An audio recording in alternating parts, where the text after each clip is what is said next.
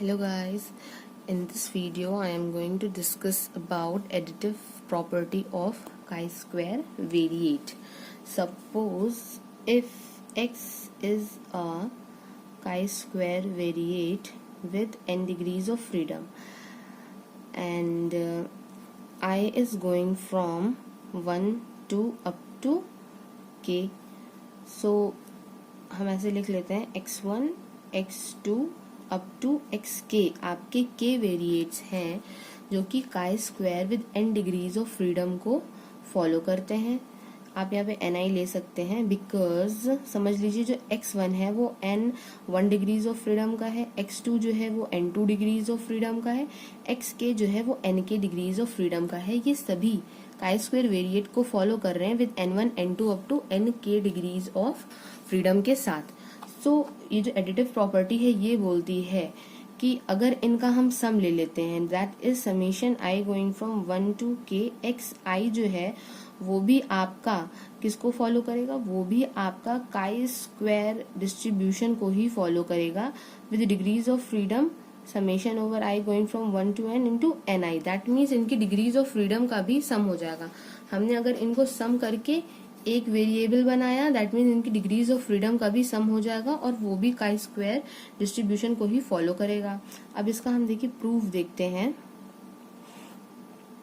इसका प्रूफ हम कर सकते हैं MGF का यूज करके. अब देखिए कोई भी एक वेरिएबल ले लेते हैं, अगर xi लिया हमने तो mxit. आपको MGF तो पता है क्या होता है काई स्क्वायर डिस्ट्रीब्यूशन का, 1 minus 2t to the power minus n/2. ठीक है. अब यहाँ पे अगर xi का आपने लिया है तो यहाँ पे ni हो जाएगा और i की वैल्यू कहाँ से कहाँ तक वेरी कर रही है, i is going from 1 to up to k. अब ये सिर्फ एक का लिया है. अब आपको देखिए समेशन x का भी प्रूफ करना है कि क्या उसमें ये जो डिग्रीज ऑफ फ्रीडम है ये ऐड होंगी कि नहीं होंगी. तो आपने लिया x1 plus x2 up to xk लिया और यहाँ पे हो जाएगा t. अब आपको पता है कि जो काई स्क्वायर वेरिएट्स होते हैं वो इंडिपेंडेंट होते हैं. x1 x2 xk जो है वो इंडिपेंडेंट होंगे. तो इसका मतलब है mxt आपका इस तरह से ब्रेक हो जाएगा, mx1t into mx2t up to mxkt. अब आपको इन सब का MGF लिख सकते हैं. तो x1t का MGF क्या हो जाएगा, 1 minus 2t to the power minus n1/2 into 1 minus 2t की power minus n2/2 up to 1 minus 2t की पावर माइनस nk/2. अब यहाँ से देखिए सबके डिनोमिनेटर सेम है तो इन सबकी जो पावर्स है वो क्या हो जाएंगी, वो एडअप हो जाएंगी. तो वो हो जाएगा 1 माइनस 2t की पावर माइनस अगर हम कॉमन ले लें तो ये हो जाता है n1/2 n2/2 plus up to nk/2. तो यहाँ से हो जाएगा 1 माइनस 2t की पावर माइनस, अब यहाँ से हम इनको समेशन के फॉर्म में लिख सकते हैं, i is going from 1 to k ni/2. तो यहाँ से देखिए जो m, अब हम इसको समेशन x के फॉर्म में लिख सकते हैं, समेशन xi इंटू t. सो यहाँ से देखिए इनका जब समेशन हुआ मतलब कि समेशन xi जो है वो फॉलो करेगा आपका काई स्क्वायर डिस्ट्रीब्यूशन को with degrees of freedom n summation over i ni. सो ये इसका था प्रूफ.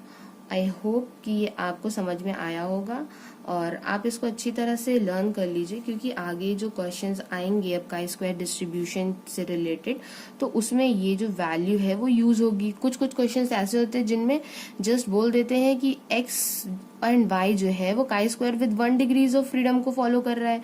तो आप बताइए कि x प्लस y हम करेंगे तो वो किसको फॉलो करेगा. तो obviously sum of chi square distribution जब काई स्क्वायर डिस्ट्रीब्यूशन को ही फॉलो करता है और इनकी डिग्रीज ऑफ फ्रीडम ऐड हो जाती हैं. दैट मीन्स अगर x आपका फॉलो करता है with chi square 1 and y भी आपको फॉलो करता है with chi square 1 degrees of freedom तो x प्लस y का आपको पूछा जाए तो आप सिंपली बोल सकते हैं इट विल फॉलो काई square distribution with 2 degrees of freedom क्योंकि इनकी डिग्रीज ऑफ फ्रीडम क्या होंगी, ऐड हो जाएंगी. अगर degrees of freedom n m किसी भी वेरिएबल के फॉर्म में दी हुई है तो वो भी क्या होती हैं, वो भी ऐड हो जाती हैं.